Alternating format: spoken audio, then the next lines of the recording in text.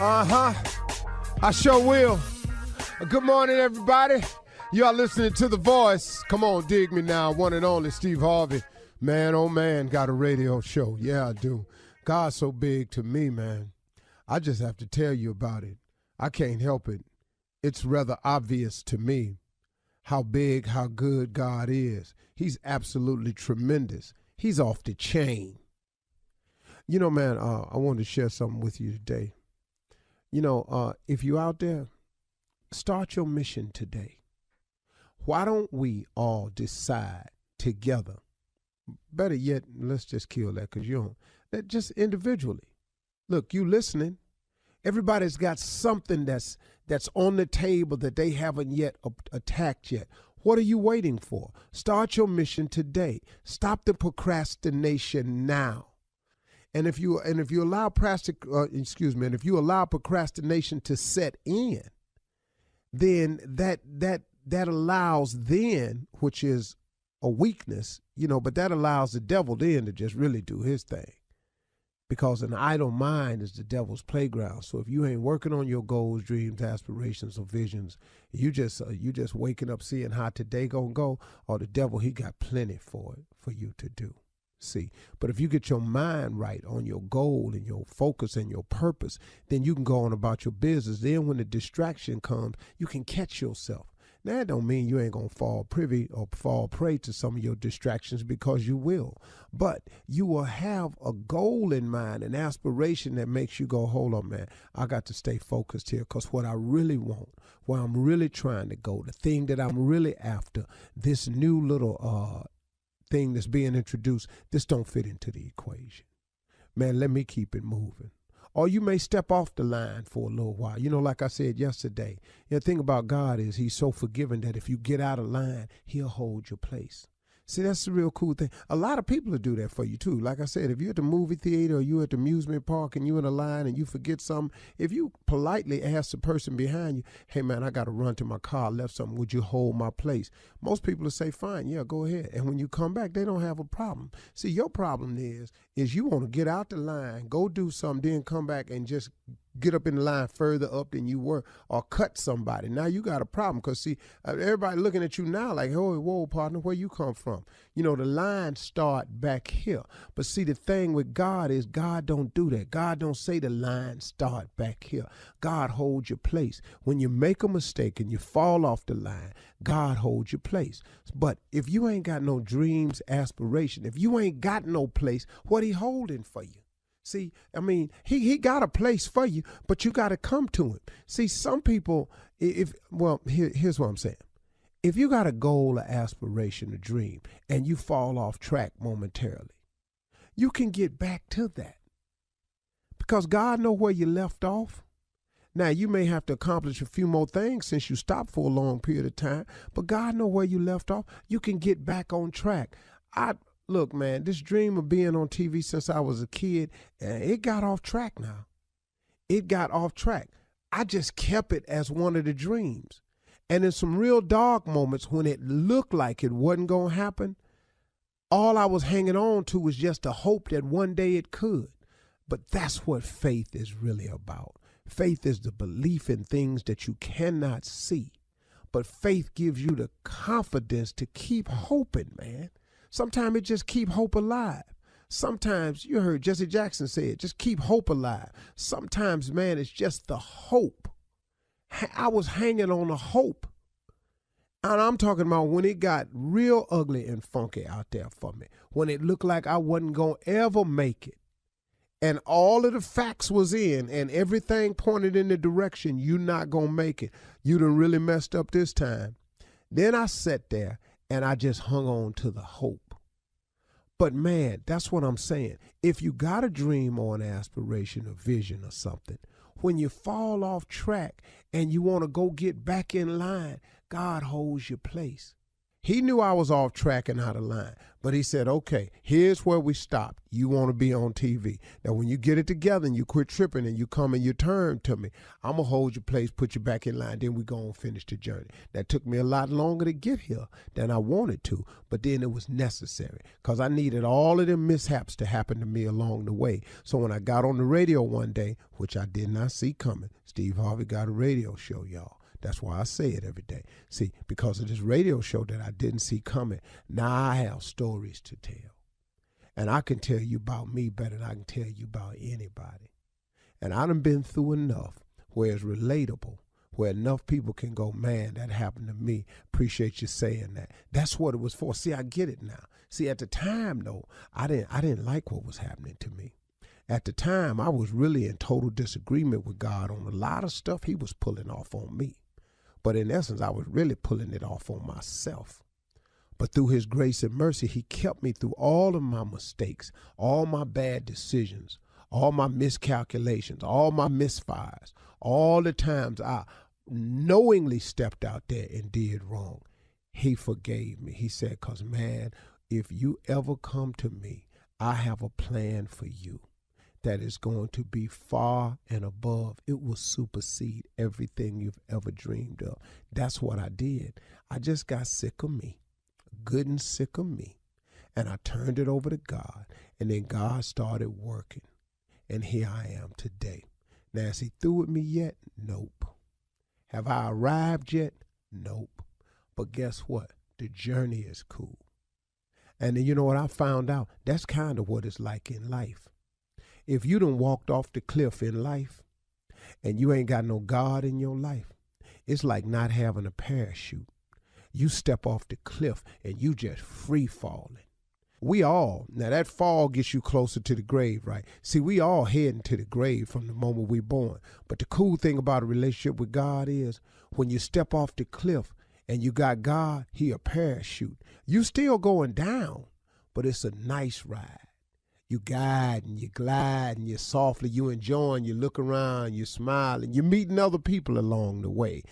You floating over here to ski a little while. You over there at the beach for a little while. You mess around over here. You get to go out the country a little bit on your parachute and all that. And God just helps your descent appear more like a rise and more like a euphoric fall. Instead of not having no God in your life and you just walking off that cliff every day, free falling, ain't got no cord, you steady pulling, you hollering the whole way because you done messed around with yourself and ain't let God come into your life and provide a parachute for you. I would rather have a parachute since I got to jump every day than to not have one. God has been like a parachute for me. Ask me where that came from, I can't tell you. But like I always say, most good things that happen in my life that I can't explain, it's usually him. You're listening to the Steve Harvey Morning Show.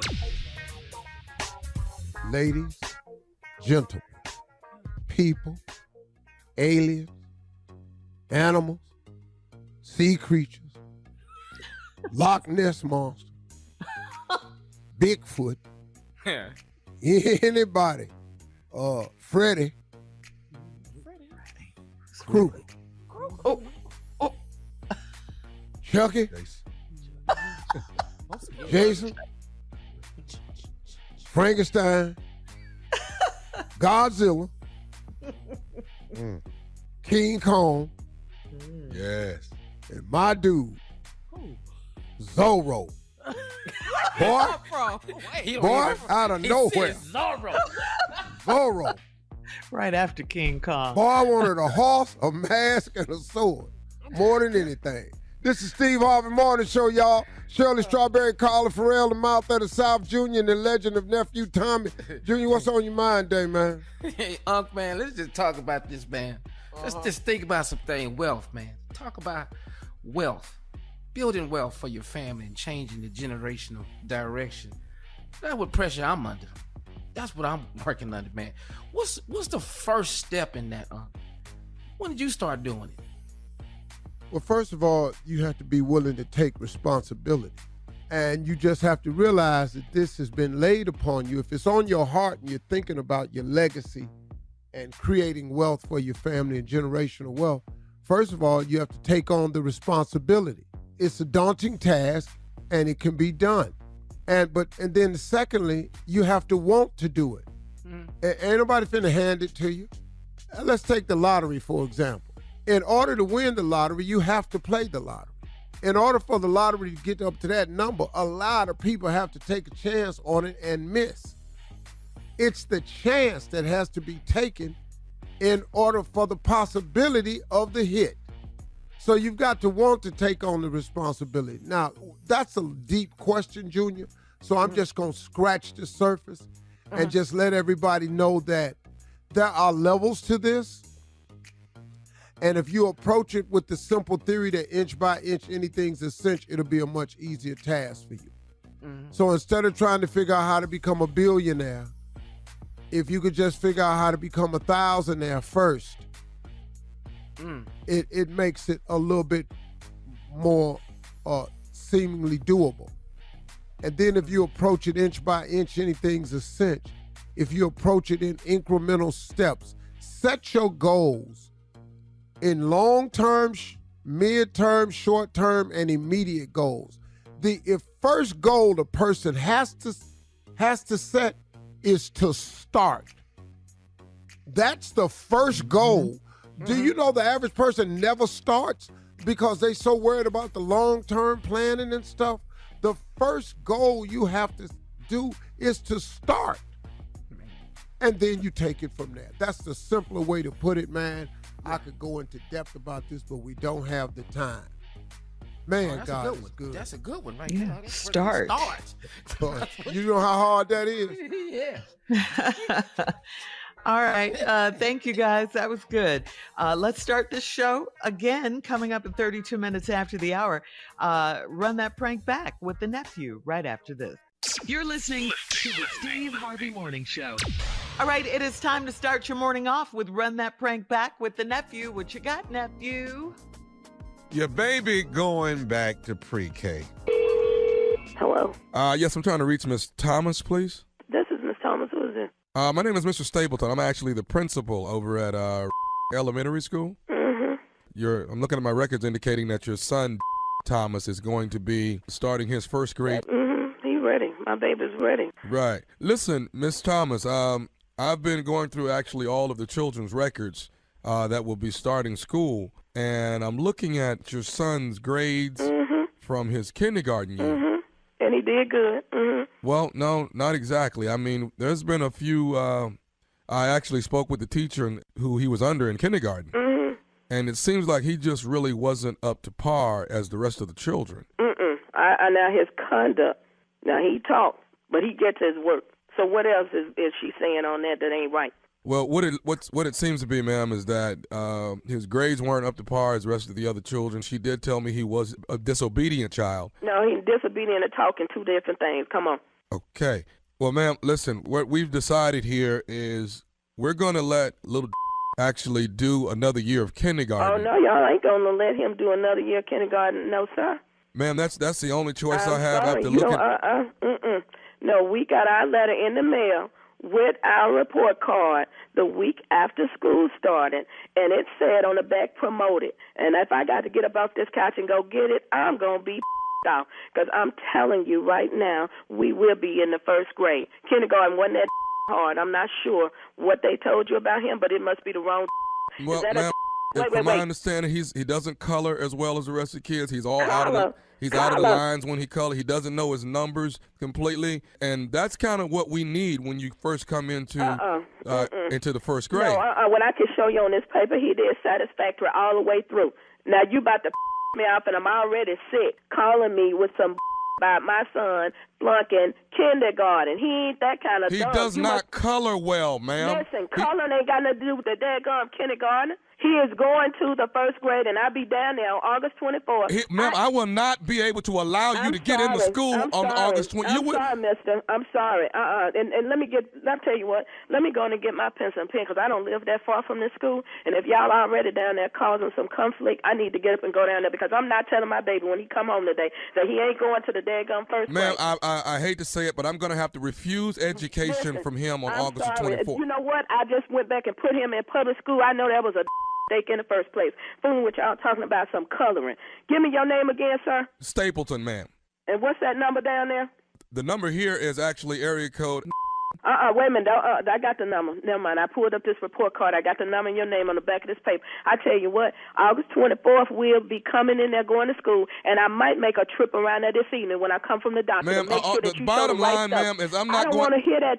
Coloring ain't got nothing to do with nothing else. But it's I'm not sorry. only coloring. His arithmetic is I'm bad. Sorry. No, Are you working with him at home? Are No, you doing listen, anything I as a work with my son parent? at home every day. What you trying to say? I'm an incompetent parent? I'm just asking, as a parent, are you working with your child? Yes, I'm working with my child every day. He can read better than you, probably. No, he can't read. But I'm the yes, principal. He can read better than you, because obviously you read that wrong on that paper that he's supposed to be going back to kindergarten, when I know the paper said from his going to the first grade, and I'm not listening to no more of this about him going backwards. Now, if you got a problem with your paperwork, maybe you need to go talk to your secretary or somebody in there that wrote my baby name down wrong. Your son's name, Thomas, ma'am. I know it ain't him, baby. I know it ain't him. You're not going to sit up and tell me my son is flunking kindergarten. He is not going back to that kindergarten. Don't bring your son down here August the 24th. Do you hear me? I tell you what, be ready to whip me and my husband.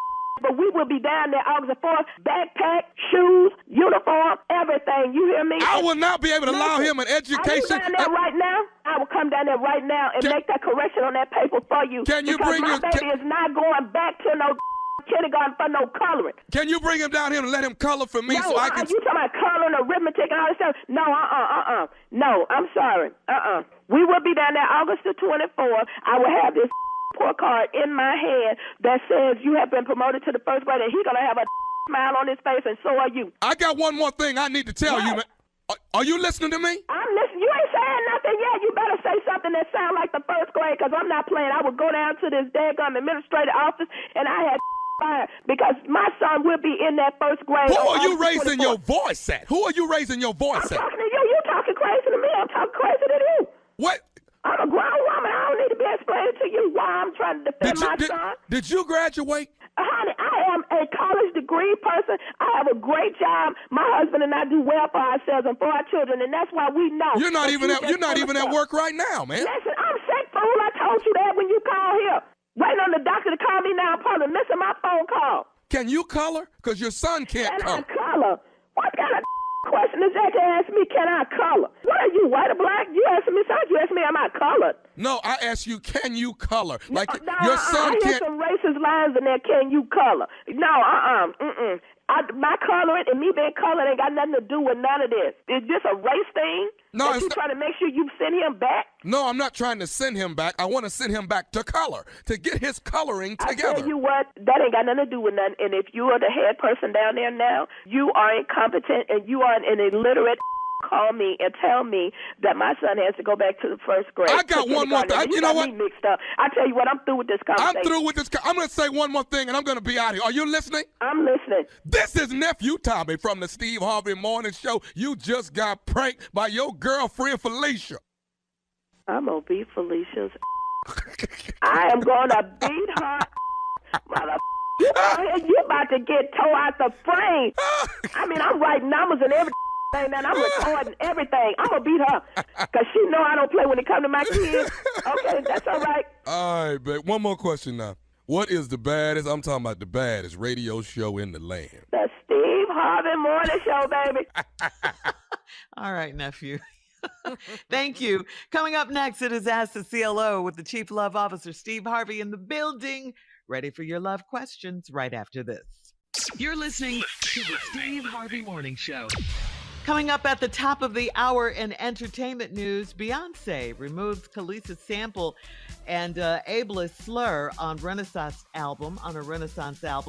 Plus, in other entertainment news, Wendy Williams is now a married woman. That's right. We'll talk about all of these stories at the top of the hour. But right now, it's time to ask the CLO, Chief Love Officer Steve Harvey. All right.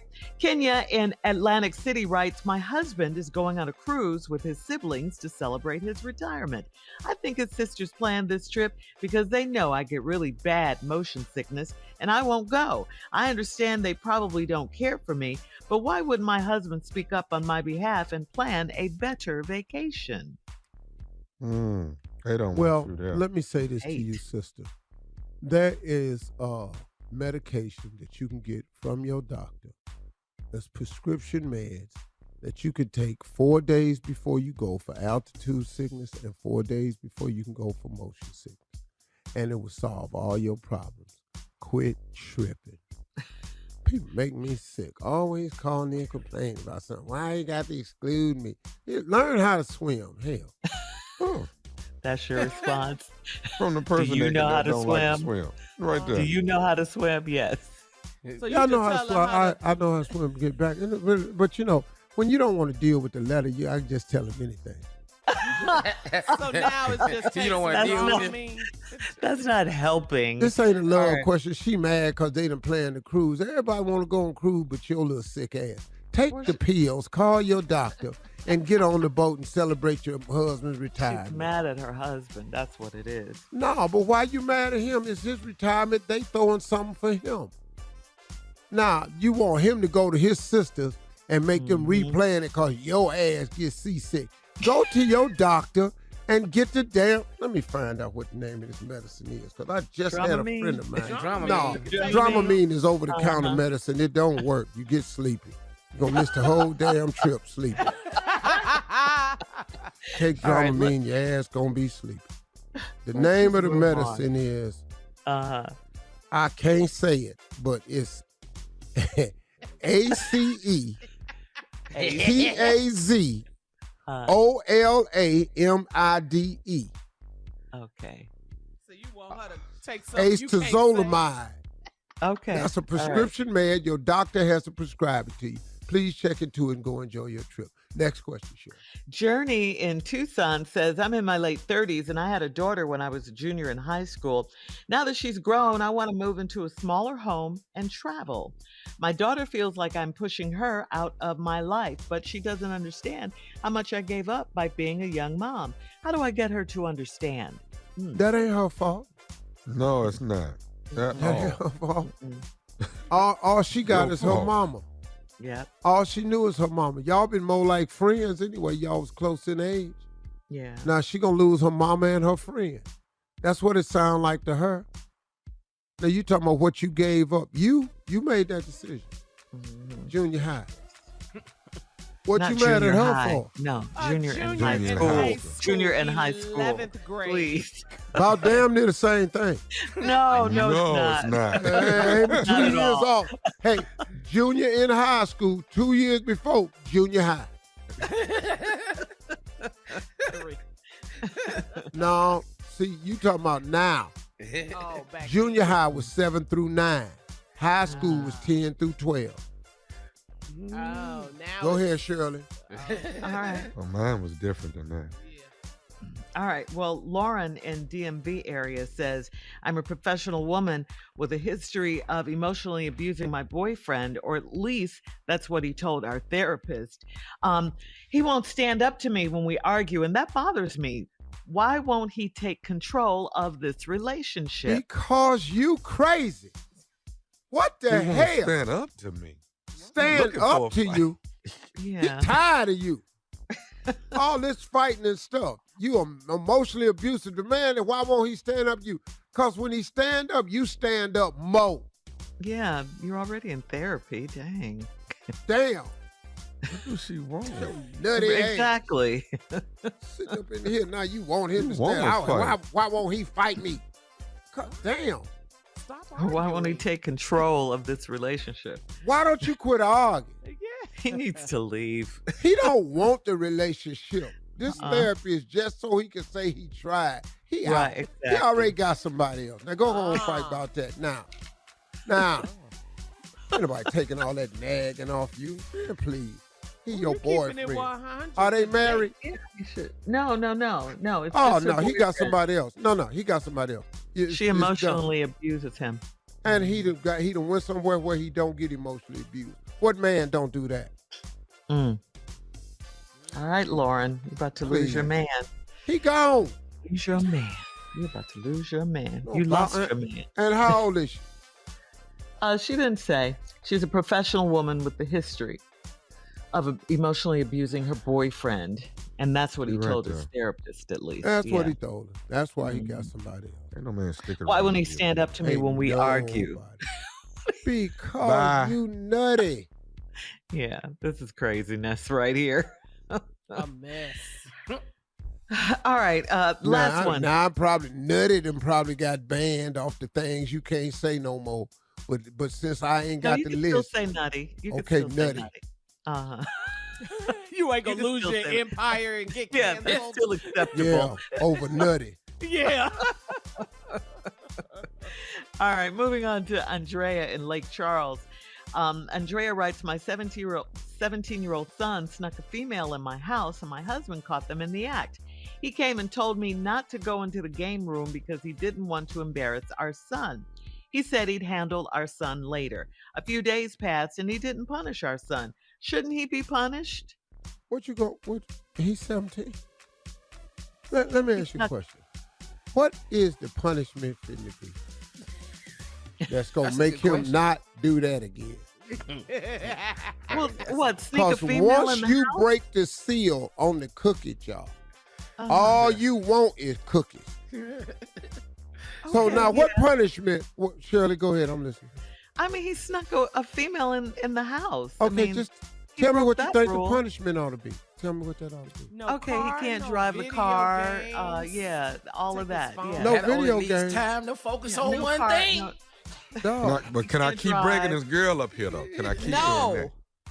that? No, he cannot sneak another female. They in got the house. FaceTime. Okay, what else you got? No, if we take his phone, he don't. Yeah, You take the can't phone. take no for sure. 17-year-old phone. What? 17? Yeah, that's the punishment, though. He's 17. He's not. You don't grown think he yet. gonna go down there and get Okay. a track phone? Well, he's gonna. Does he have a job? He'll have to ask me for the money, or his dad for the money. And you think you finna Do that. close my life? There's way too much technical stuff going on. Punish this boy. I mean, I appreciate y'all wanting to put him on punishment and all this here, Yeah. but the daddy was probably going, boy, I He turned was that corner. proud. He was Double proud. standard. Boy, I'll tell you something. Go, come on now. All right, coming up at the top of the hour, thank you, CLO. Entertainment and trending headline news right after this. You're listening to the Steve Harvey Morning Show. Well, Beyonce released her album Renaissance last week, and it has been filled with more drama. R&B singer Khalees said that Beyonce and music producer Pharrell disrespected her by using a sample of Milkshake without her permission.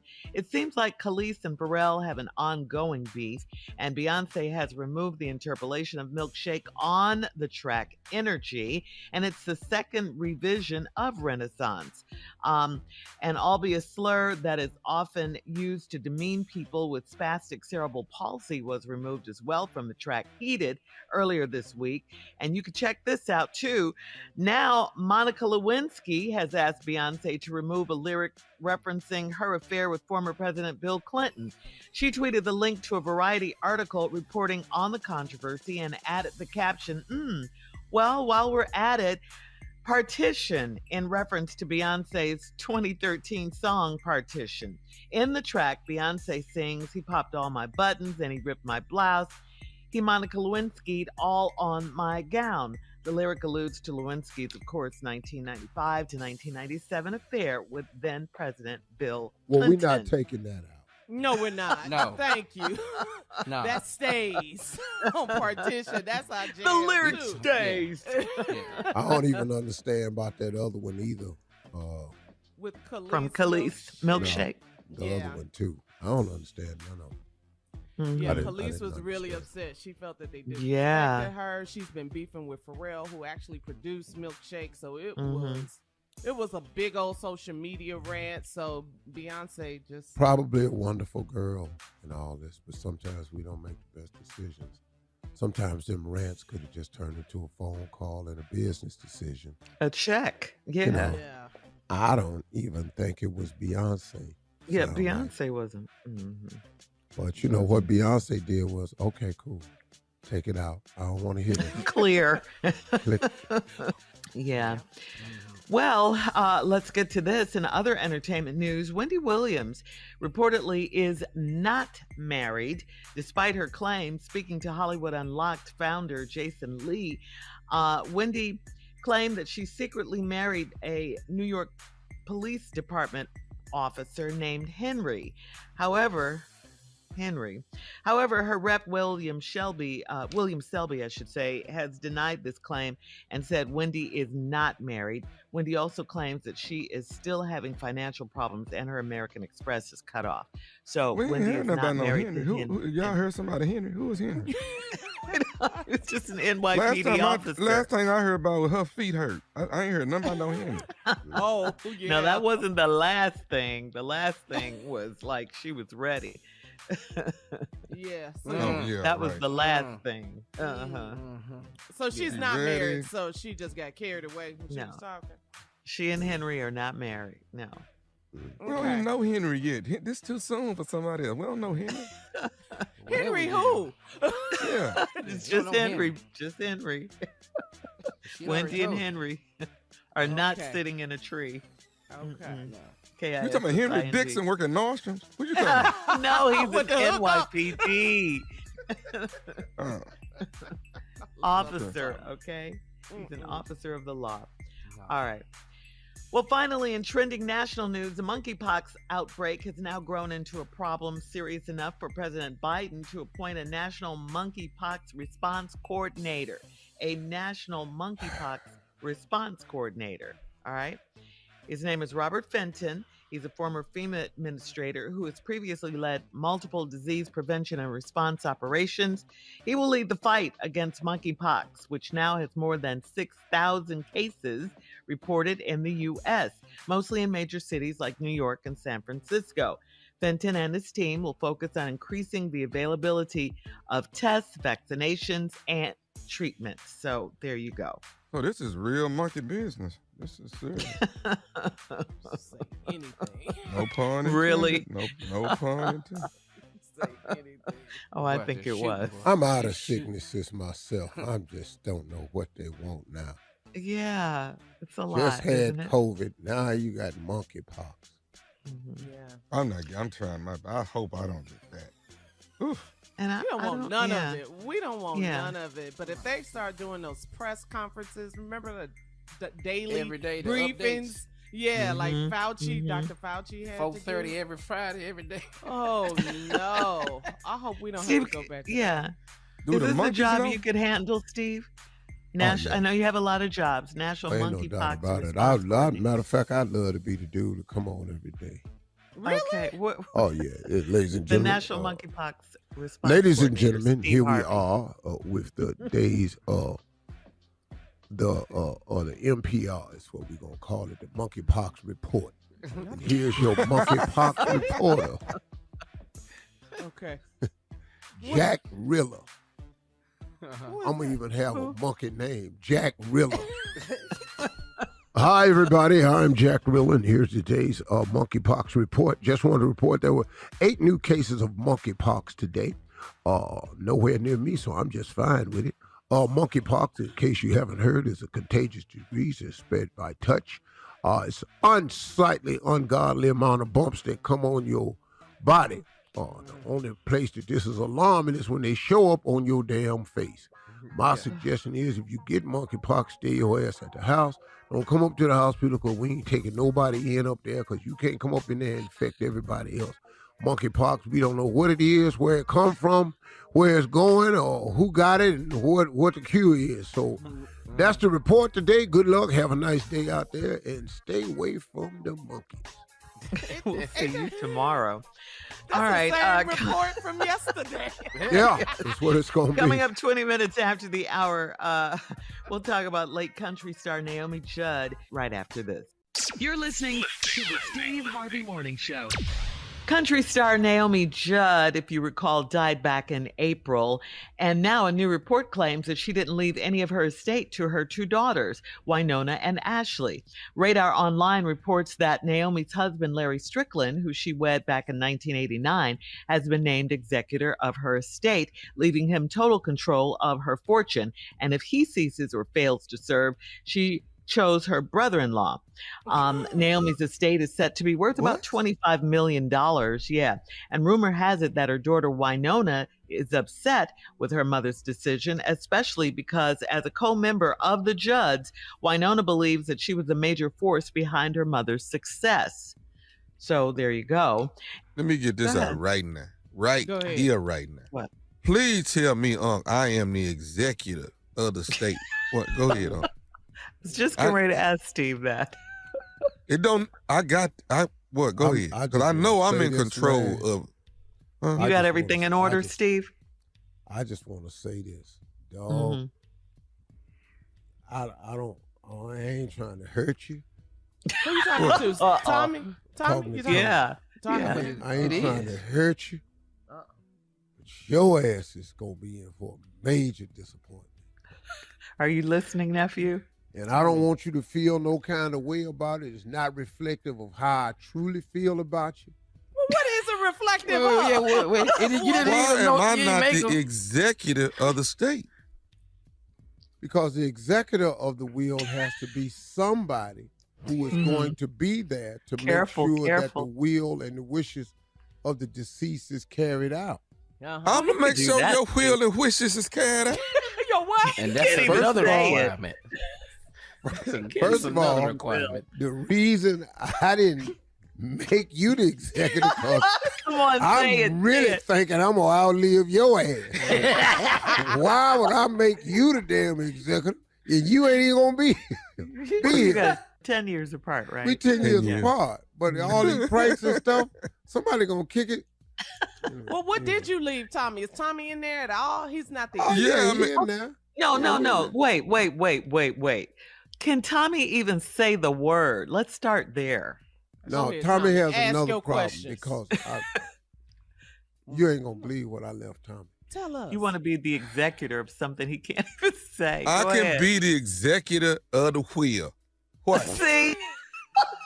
What? You say what? Craziness. And any of his well wishes, I'm under control of it. What? You leave, Mark? What you leaving? I left you all my shoes. Too big. Those shoes don't fit me.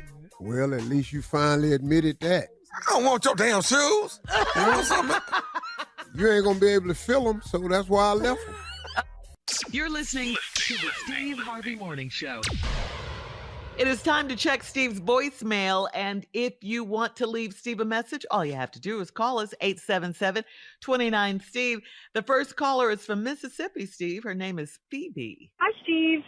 This is Phoebe from Mississippi. I just wanted to tell you how much I admired your response to Will Smith's apology. You reminded us of grace and mercy and forgiveness, the importance of it. You know, one thing that I want to shout out strong black men is that you show us your strength and your resilience, especially to get back up even after struggles and disappointments. And your testimony each day proves that you can fall, but it's important to get back up. And I just want to say thank you. Thank you for being such a great example of that. The pressures that we see and feel each day is very real, but you have shown us how important it is to never give up. Thank you. Well, that was nice, Phoebe. Nice. Yeah. Very nice. I'm glad, too, because that's one of the things that I do try to be transparent about is the failure part of life. And the resiliency that we have and the forgiveness that God has. That's a really important part of my life, man, because it kills me when people talk about success like they've always had it. And they just talk about life from the standpoint of being successful.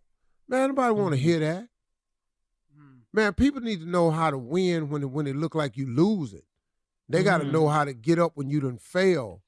You know, they got to know how to get over after you've been under. That's what people really need to know. I'm just appreciate that. All right, Shirley, thank you. All right. This caller is from Atlanta. Mr. Fowler is his name. Steve Harvey, this is James Fowler. Steve Harvey, I went to Chris Rock concert, and I saw this lady, and she was a really beautiful, nice lady. She had me to take a picture of her and her friend. I don't know if that was her old man or what. But anyway, I sure would like to meet her again. My daughter was escorting me through the building to get my wristband for the show. But anyway, and I didn't get a chance to really talk to her and get her phone number or whatever. But help me with this dilemma on hopefully maybe finding out where I can find her or who she is. All right, thank you so much. Please help me with this dilemma. What? Hey, dog, is you out your damn mind? Dog, here's what we working with. You took a picture for a lady that somebody was taking you through the audience to get your wristband. His daughter. He said. Chris Rock You don't concert. know who you was at Chris Rock concert. You don't know who the lady is, who you was taking a picture of. You don't know if that's her man. What? How do we start the search? I mean, dog, we wasn't even there. Dog, you ain't gave us no colors. You ain't gave us no about how old the lady name was, how old she was, what she have on, how many of them was it, where you was at. Was it before the show? Was it after the show? Was it during the show? Was you in the back? Was you down front? Was you sitting next to her? What did you have a conversation with her? You don't know her damn name. But Steve, that just lets you know how much he believes in you and what you can do. James. In Atlanta. He's in the A. Yeah. Come on. Mr. Fowler. Oh, you're in Atlanta. Okay. So, If anybody out there had a man named James Fowler take a picture of you at the Chris Rock concert, and he was with his daughter trying to get a wristband, and he took your picture, and he sure wants to know who you are. Call us at 877-29-STEVE and leave an email. There you go. I am the woman he's looking for, and we did have this man take one, and he was a very interesting looking man. How do you know that? You've never seen him? I'm just saying. Based on the call? Based on the call? I'm just trying to generate some leads. Right now, we have nothing. If this was on 48 hours, he'll be getting free. So ain't nowhere in the world we're going to be able to run this down. All right. All right. Hopefully that'll help. That'll help. Coming up next, it is the nephew with today's prank phone call right after this. Steve is so stupid. James! You're listening to the Steve Harvey Morning Show. Coming up at the top of the hour, right about 4 minutes after, it's my strawberry letter for today. This subject, I picked him up and they're still lying. I picked him up and they're still lying. We'll find out what that means because we have no idea right after this. But you think we're gonna stop lying though? Well, no. We're gonna stop lying just because you picked us up. We'll find out what it means in just a few. Interesting letter though. Right now, it is the nephew's turn. He's here with today's prank phone call. What you got for us, Neff? Let me check, Shirley. We're gonna go into the archives, real stupid, over the top stupid. Yeah, my whole filing cabinet is amazing. Stupid, real stupid, over the top stupid, amazingly stupid, and then there's just no turning back stupid. Now I'm trying to figure out where which cabinet I want to go to. Over the top. It's a tough choice, isn't it? No turning back stupid. Real stupid. We're going to do real stupid. We're going to do real stupid. All right. Yeah. Okay. Real stupid. Let's see. A, B, C, D. We're going to the P's. To the P section. Pizza delivery. Pizza delivery. Your file system is amazing. I know that. Yeah. Boy, let me tell you, these cabinets are something else, Jimmy. These are real cabinets. You understand? He said we going Yeah, to the they mobile, but it's a lot of them. Okay, we in the P section. Okay. It's in a folder, and it's pizza delivery. Pizza delivery. Cat dog, if you would. No pizza. May I help you? Hello, I'm trying to order pizza. Okay, can you hold for me, please? All right. Okay, sorry about that, sir. Can I take your order? Yeah, I need to order 10 pizzas. You want 10 pizzas? And what kind of crust was that going to be? I need 6. Sir, can you talk up for me, please? I need 6 cheese pizzas. 6 cheese pizzas on thin crust. What kind of crust was that again? Thin. 6 cheese, thin crust pizzas. And do you want any other toppings on that, sir? No, I need two meat lovers. What was that again? Can you speak up a little bit? I'm really having a hard time hearing you. I need 2 meat lovers. 2 meat lovers, is that? Yes, 2 meat lovers. 2 meat lovers pizza. Okay, and what kind of crust would you like on that, sir? That's thick crust. You said you wanted thin crust on that? Thick. Sir, I'm having a really hard time hearing you. Can you speak up for me? I need 2 meat lovers with thick crust. Thick crust. Okay. All right, and then the last is 2 veggies on thin crust. 2 veggies? Veggies. 2 veggies. 2 veggies on the thick crust. Do y'all deliver to gated community? Okay, can you hold for a second for me, please, sir? Okay, sorry about that, sir. Okay, can I get your phone number? 342-689. Okay, I heard 342-689, but I didn't get the rest of those numbers. Can I get an area code or? No, my number 342-689. Okay, I need to get the whole 7 digits and the area code so that we can put you in the computer to try to find your location. I told you my number. My number is 342-689. Okay, sir.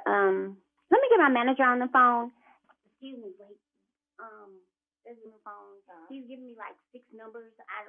Maybe how can he order? Fine. I'll take care of it. Sir, how are you doing?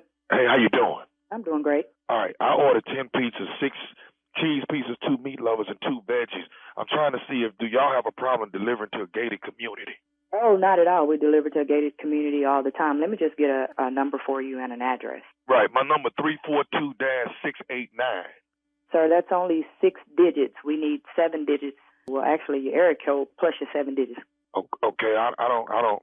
If you just leave it with the guard, he'll make sure I get it. No, sir, I don't think you understand. I need to have a phone number where I can call you. We can go in and out of the gate. That's not a problem. When I get there, I want to deliver directly to you. You can't go in and out that gate. Shh, listen, you can't go in and out that gate. Sir, I'm sorry, I can't hear you. Can you speak up some? Okay, I'm trying to get 10 pizzas delivered, and you just drop it off with the guard. Sir, I understand what you're saying. I'm trying to deliver the pizza to you directly. The guard is not who's getting the pizza, right? I'm delivering it. Well, he gonna pay you. I'm cool with the guard. He gonna pay you. Okay. Well, where are you located? Let's do this. Where are you located? I'm in Angola.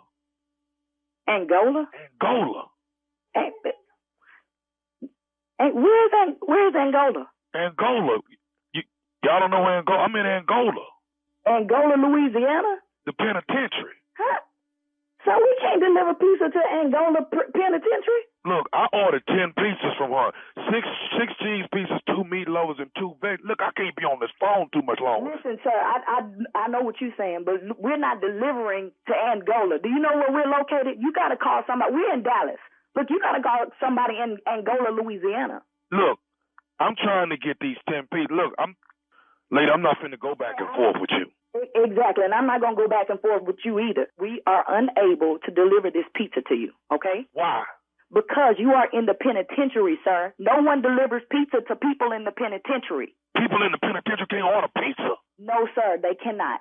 We do not deliver to the penitentiary. And then we're in Dallas. Do you know how long it would take to get pizza to Angola? I don't give a Let me tell you, okay, who the manager there? I am the manager. You're speaking with the manager. What's your name?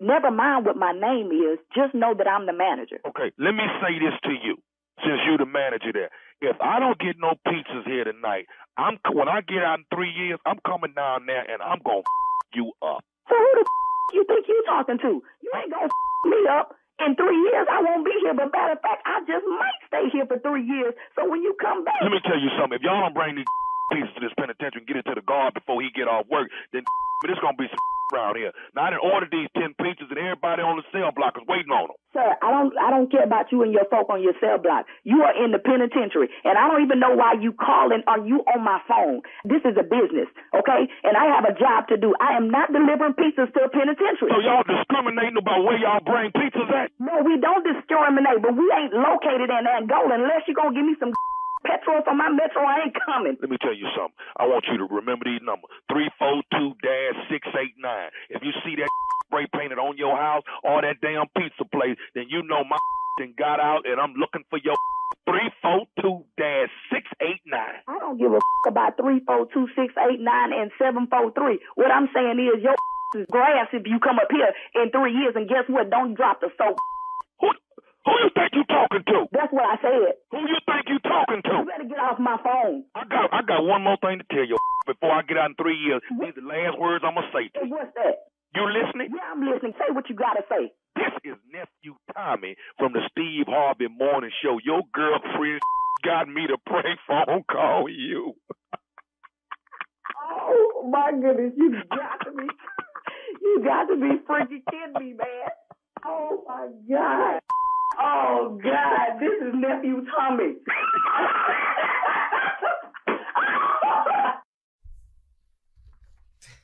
I'm the best ever did it, man. Best ever did it, man. I was scared. I love that tongue twister, though. Yeah, people in prison like pizza. But I love the fact that I ain't know where this food was going. Hey, I know. 74609. Angola. Yeah. Gated community. So we ain't got no problem getting past the gate, but your number though, we can't get your 342-689. Okay. Oh my God. All right, nephew. Another successful one. Coming up next, it is the Strawberry Letter. Subject, I picked him up and they're still lying. Okay, we'll get into that right after this. You're listening to the Steve Harvey Morning Show. It is time now for today's Strawberry Letter. And if you need advice on relationships, dating, work, sex, parenting, and more, please submit your Strawberry Letter to steveharveyfm.com and click Submit Strawberry Letter. We could be reading your letter live on the air, just like we're going to read this one right here, right now. And you never know, it could be yours. Buckle up. Hold on tight. We got it for you. Here it is, the Strawberry Letter. I'm sorry. I'm still in Angola. You don't need to be. We'll get out now. Strawberry Letter. Here we go. Thank you, nephew. Subject, I picked him up and they're still lying.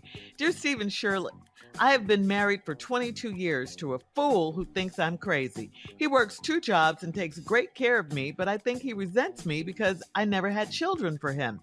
At first, we agreed that we didn't want kids, but now we're almost 50 and he said he wants a son. Because of that, he has become very involved with the neighborhood friend's son.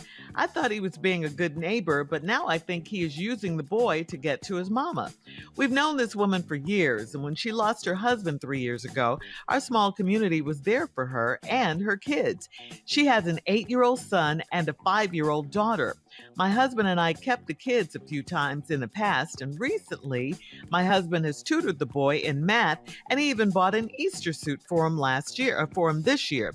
A week ago, my husband asked me if it was okay for him to paint this lady's daughter's bedroom. I did not mind, but I thought it was random because my husband is not a painter. That day, he was at her house for hours, and I didn't call to bother him. That evening, the lady called me and said that my husband was really sick and needed to go to the ER. I rushed to her house, and my husband was laid out on the floor in his boxers, undershirt, and footies. He was slurring and slobbering, and I knew right off that he wasn't sick, he was drunk. She wanted him gone before her kids got home, and she couldn't move him.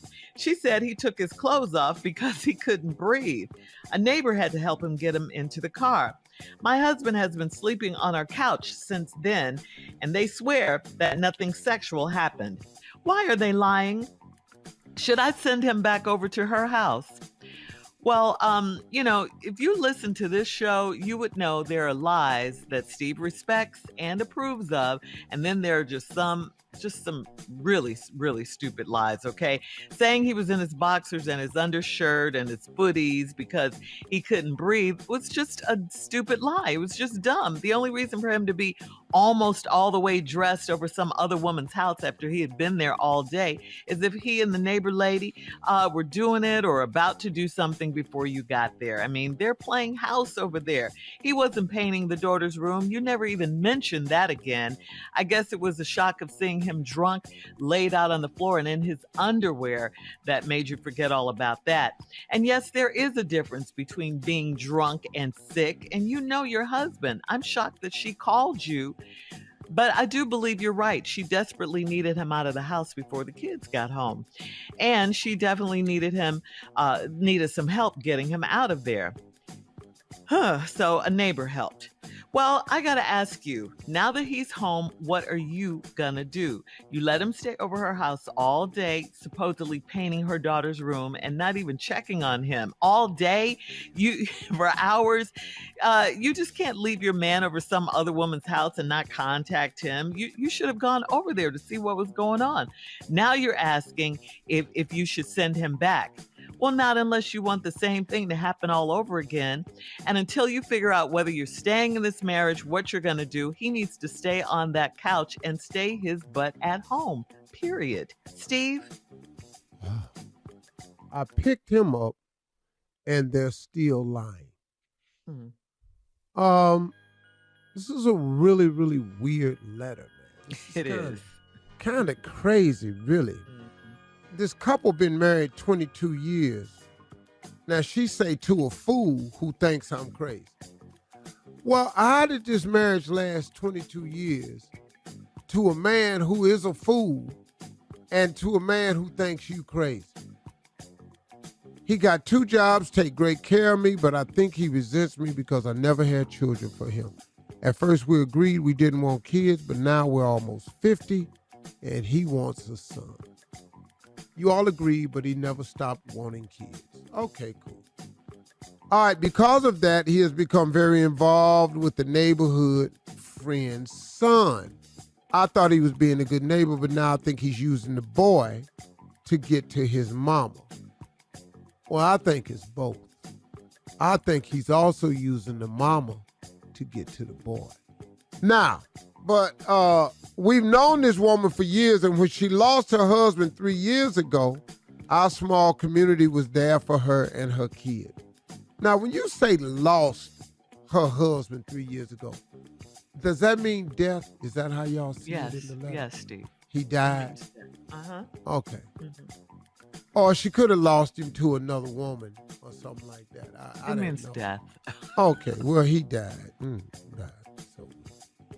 And the community and everybody was there for her. She got an 8-year-old son, 5-year-old daughter. My husband and I kept the kids a few times in the past, and your husband tutored the boy in math, and he's even bought an Easter suit for him this year. I think that's pretty good of the man. I like that. A week ago, my husband asked if it was okay for him to paint this lady's daughter's bedroom. Now, this is where it gets interesting, because to even know that the daughter's bedroom needs painting, a pretty extensive conversation has been had. Because you can tutor the boy in math and you can buy an Easter suit. What that got to do with the girl bedroom needing painting? Hang on, Steve. Hang on.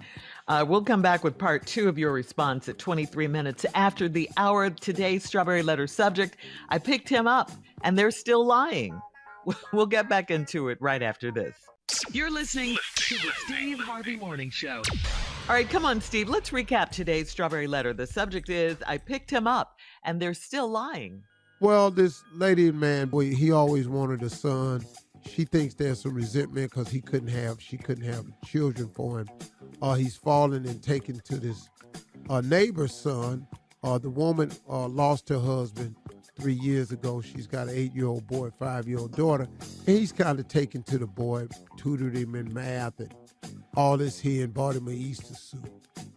And she says in the letter that I think he's using the boy to get to his mama, when I think it's him using the mama to get to the boy.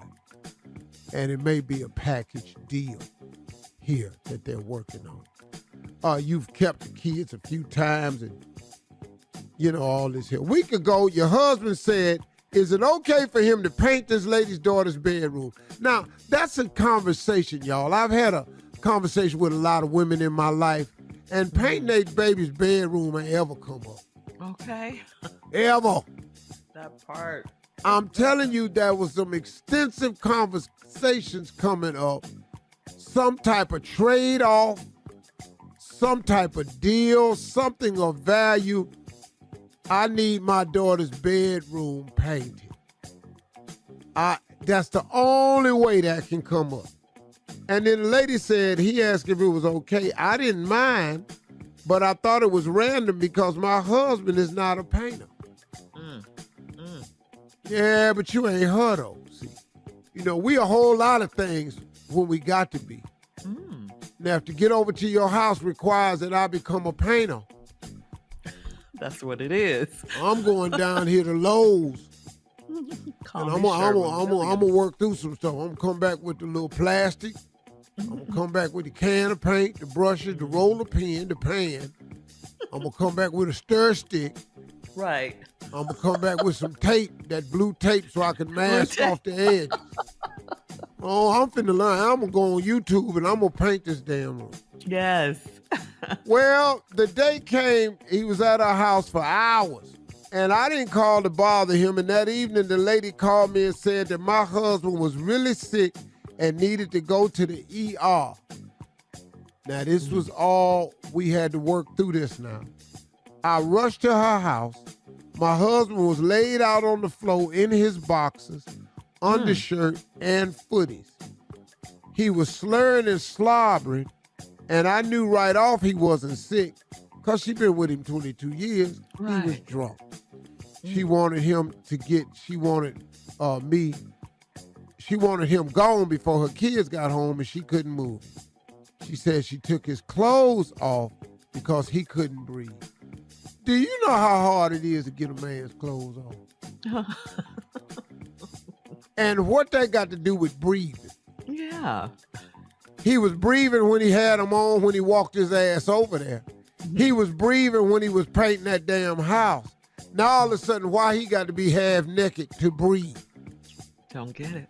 A neighbor had to help us get him in the car. My husband has been sleeping on our couch since then. They swear nothing sexual happened. Why are they lying? Should I send him back over to her house? Well, I don't know what you should do. I really don't. I don't have an answer for this. But I'm going to tell you something that I do know. That drinking and painting don't mix. This much I do know. There is no reason to try to drink and stay in them lines. It is no reason to try to drink and think you ain't gonna get that paint on that damn tree. Okay. There is no way you can line that tape up and your ass is drinking. There is no desire to paint after you've been drinking. Painting is physical labor. Drinking to the point where he drunk where his speech is slurred. He done had too much. I thought he was painting. Well, he was over there. There was no paint on him. Exactly. The daughter's bedroom still ain't need no paint. The whole paint in the daughter's bedroom was a lie. So now she got to get him out of here because they been drinking. He drank too much. And now he done fell out. She got to get him out of here for that. And to taking his clothes off. Do you know how hard it is for a woman to pick a man up and take his clothes off? You know how hard that is. He took them clothes off himself. he was ready, but he didn't understand the rules of drinking. When you are drinking and you start to feel something, that is the time to stop drinking and start consuming water. If you continue to drink after you first feel something, the rest of that liquor ain't hit the blood system. That's the man who does not drink. And that's why I don't drink, because I've watched my brother my entire life. Mm-hmm. And I'm an expert at it. And I know when it's coming. Mm-hmm. I see the slide. Uh-huh. So good luck with your marriage, lady, whatever. And now coming up at 46 minutes after the hour, we got Sports Talk with Junior right after this. You're listening to the Steve Harvey Morning Show. All right, here we go. It's Junior and Sports Talk. What you got, Junior? All right, Shirley. Well, another investigation has come to a close. The Miami Dolphins owner, Stephen Ross, was suspended through October 17th of this year for tampering. Okay, I said tampering. Not the claim of tanking the games that Brian Flores said they were doing, but no, he was suspended for tampering. What he was doing was trying to get Tom Brady to come play for the Miami Dolphins and then have Sean Payton, who was the head coach of the New Orleans Saints, come coach. So that is what he was. Yeah, he was working on in the background. No, that's a good start. I ain't mad at him. Talking to him, but he was suspended and he was fined $2 million total. Brian Flores said it's a shame that the whole investigation of tanking was minimized in this whole thing. But you know what? Just like you said, these NFL owners just do what they want to do. $2 million don't bother him.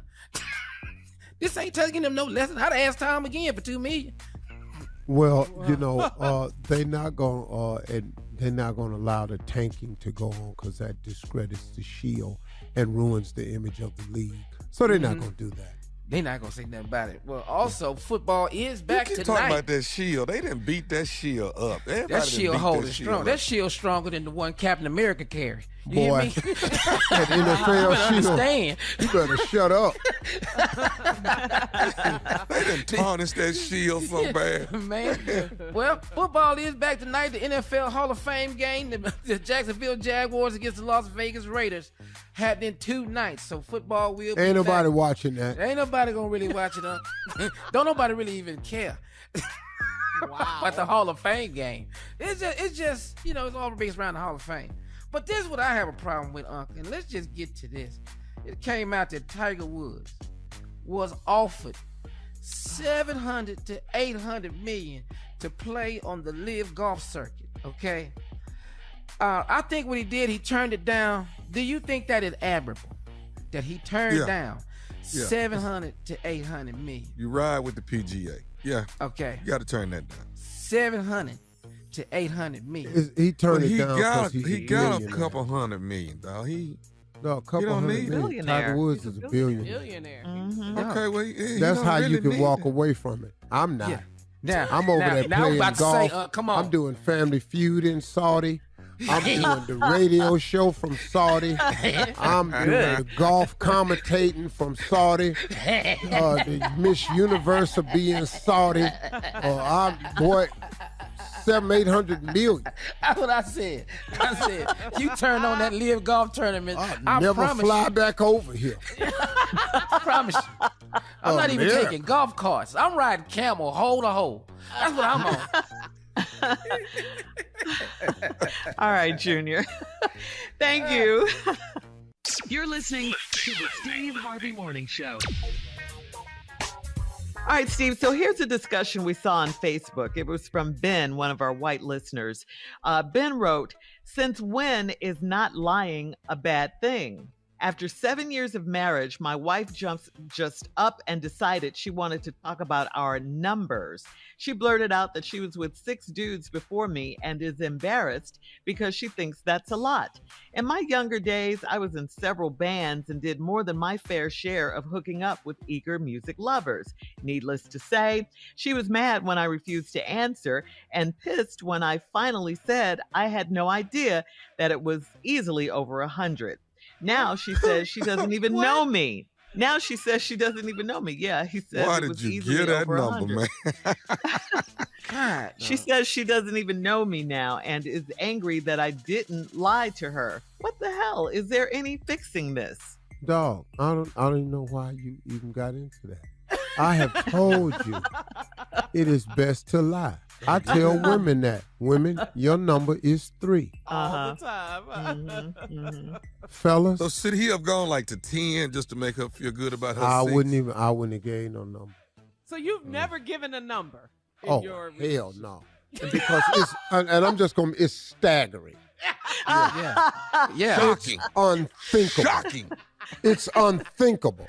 Is this with money or without or both? A Both. Both. Yeah, don't matter. Oh, it was some great no money days now. What? Okay. What? Don't hate on Let me those tell you days. something. Hey, Sure these was better jokes- with it, though. These jokes work now. Okay. Boy, let me all tell right. you something. It's no way. It's no way. So now the Not wife is really. mad that he didn't lie to her, and he wants to know, can he fix this? What can he do to fix it? Bye. Come up with another Dog, I would lie. just come up there and just say, baby, look, can I be honest with you? You know good and hell well I ain't been with no 100 women. Okay. Change. Oh, you going to Over. fix that? Okay. Yeah, that's Easily the line you over. need. I was just really trying to be, man, I don't even know why I said that, because it ain't even close to that. I don't even know you. I don't know you. And you're right, you don't. I don't You really know don't. you. Well, I'm Who are baby. these 100? Who are they? Okay, but hold up. I just told you I was in a band on the road now. Yeah, several bands. So you sing and then you go do it? How, The who people out are there they? love the music. They be pointing at you. What you want me to do? Pointing at you. I be playing, be making eye contact. They be just looking at me, pointing at me. That's all it takes. You know, I had that long hair. Yeah, long hair. Yeah. Then they all Sherman? come up to me after the show. What I'm supposed to do?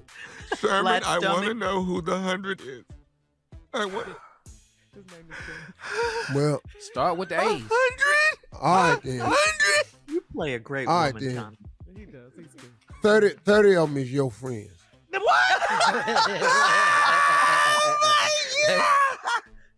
Pull yourself I don't together, even know lady. you. One of I'm just you. I can't hold it no more. Okay. One of them was your sister. Vanessa! Vanessa! Tammy. Oh, Sherman, Oh, that's I right. don't Yeah, know. Tammy and Vanessa. Yeah. The twins. The twins. And then you remember that night your mama came to the show? Oh, you're not gonna do it. Yeah. My mama. Right. So seriously, Steve, tell Ben how he can fix it. He just have to go back in there and say, I just made up a number, but I didn't think you'd take it this far. Can he flip it back on her about the 6? Let's talk about this 6. Yeah, get off of No. me. And do I Don't know that, any dog. one of these 6? I bet not know 'em. No, I don't do bet that. not to know 'em. Don't Don't do try to that. flip it. No, sir. Uh-huh. Don't flip it on the women because they brilliant. Oh, we flipping now? Oh, we flipping? Okay. Let's flip this 100. So Ben has to come up with another lie to cover up with the truth, the truth that he told her. Okay. That's what you get All for right. telling the truth. More of the Steve Harvey Morning Show coming up in 20 minutes after the hour, right after this. You're listening to the Steve Harvey Morning Show. You know, there is such a thing as August blues now that we're in the month of August. So I got to ask you, do you have the August blues? Well, if you do, you're not alone. It seems August is a downer month for many people because it signals that summer is ending. For some, that means the end of summer fun. For others, it makes them aware that summer is almost over and they didn't go on vacation or do any of the fun things that they wanted to do all summer. Yep. Others are overwhelmed by back to school, back to work, back to reality, scrambling and scheduling. So the question is, does anybody have the August blues on this show? You guys kind of feeling that a little bit? No. You're feeling good about this month? No, my August is just like my November, so hell. What does that mean? And what? Yeah, What huh? does that mean? My ass is working. No. That's you got all the I'm blues. saying. Yeah, summer ain't over and I'm finna go back to school. Hell, I'm at work. Yeah. Yeah. So you got the blues, huh, Steve? I got don't the really have the blues. blues. Because I'm grateful, man. I'm working. I know that's Absolutely. right. And so I ain't got the blues. That's a good point. I had the blues, though. When? Living in that car, my ass had permanent blues. But look at you now. I'm so tired of living out here. I'm so tired of being scared. Won't you help me, Lord? Let me live somewhere. Coming up in 33 minutes after the hour, we'll play a round of Would You Rather right after this. You're listening to the Steve Harvey Morning Show. All right, it is time now, guys, for a round of Would You Rather. Would you rather have shark teeth or no teeth? Y'all. All of them on top of each other. Y'all. I'm not finna do them gums, man. I'm not finna do it. Your mouth just raggedy. Y'all. Holding good triple conversation. Flossing, just jagged. Steve? I'm having ragged ass teeth. Yeah. But I'm not finna have no teeth. You would look crazy, Steve, with no. Wait a minute, with these big ass lips, smile and nothing? Dog, you know how big my mouth actually is? If you take my teeth out of them, God, dog, that's a hell of a hole, boy. All right, moving on to would you rather marry the most attractive person you've ever met, or would you rather marry the best cook you've ever met? Oh, hell no. Most attractive. Yeah, most attractive. I'm not going to just sit there and get fat with that other person. Hell, I can cook my damn self. I don't need Sitting up here, you can cook, but I can't stand to look at you. What are you talking about? Yeah. The most attractive thing about you come on a plate. Man, please. Man. Every time, this is beautiful. Presentation. Hey, man. Hey, who the big crazy ass looking lady in your kitchen? You like the food, don't you? My wife, dog. Don't say nothing about my wife. Yeah, that's an argument. Just eat the chicken, man. It's delicious.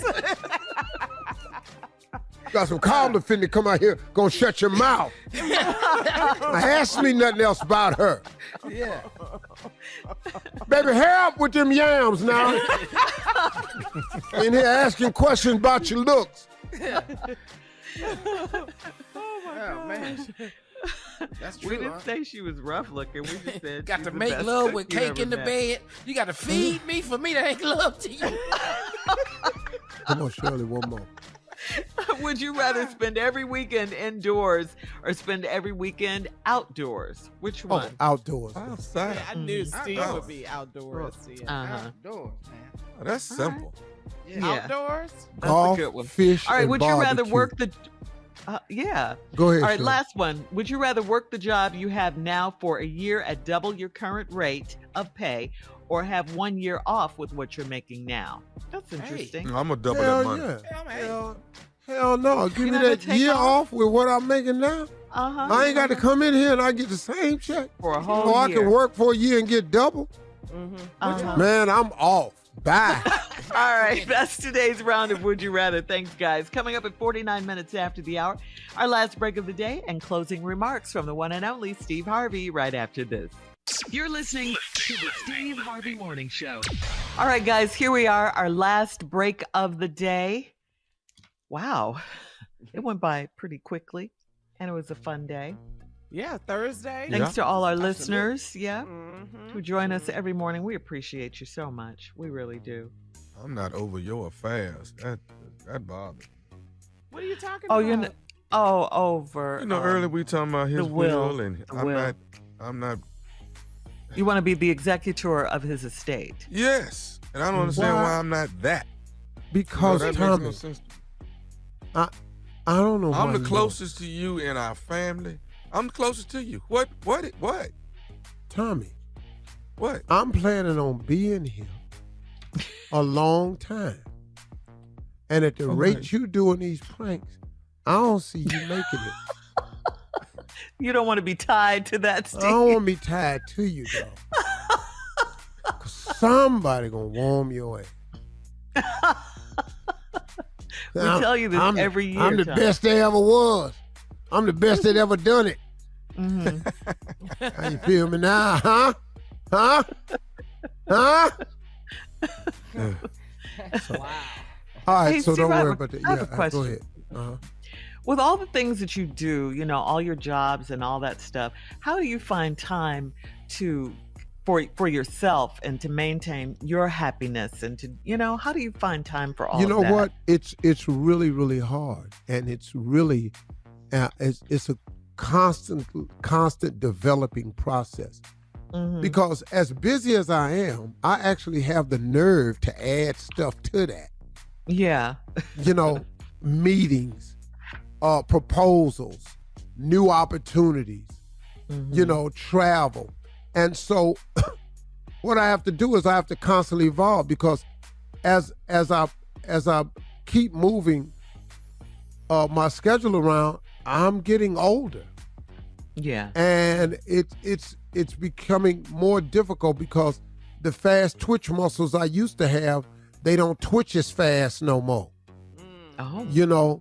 So like I used to run up all the steps. Now, I walk up the steps, Remember when you just go down the steps when you was young, how fast you went down steps?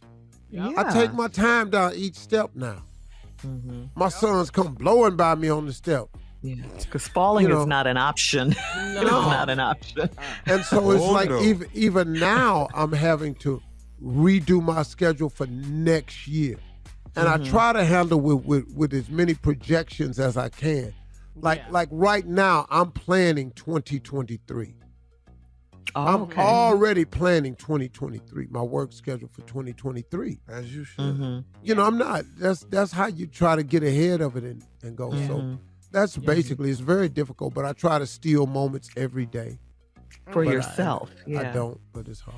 Carla? I have a question. So when you're in a bad mood, is there someone or something that can just instantly make it better for you? Who is Why that, is we just asking him questions? I'm sitting right because here. Because in the closing remarks, because these are my closing remarks, and instead of doing closing remarks, I sometimes do closing questions. Oh, okay. And if you notice that there's a level of seriousness to these questions, they're not finna ask your ass. So tell me, how does it feel to because people be really, really wanting answers. But when I get in a mood, it's really, I'm gonna be honest with you, and this is a bad thing. I really don't have anybody that I can call to snap me out the bad mood. I mean, and that's real. Not even my wife at times, because if I call her to tell her what's wrong, I'm now burdening her with it, because we tied together. And one of my main things that I try not to do is dump all the weight that's on me onto her.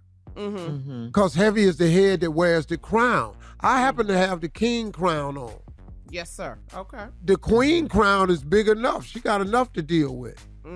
So I oftentimes can't go to her because, I don't want to put what's on me on her. Right. And now instead of picking me up and pepping me up, I got to relive it, explain it. Probably going to hear some stuff I don't want to hear. That goes with the territory, yes. And so I find prayer is really the bailout thing for me. Call on Jesus. And then I have this wonderful gift that I've been given, in that I have the ability to make myself laugh. And I tell audiences all the time, you got to laugh every day. But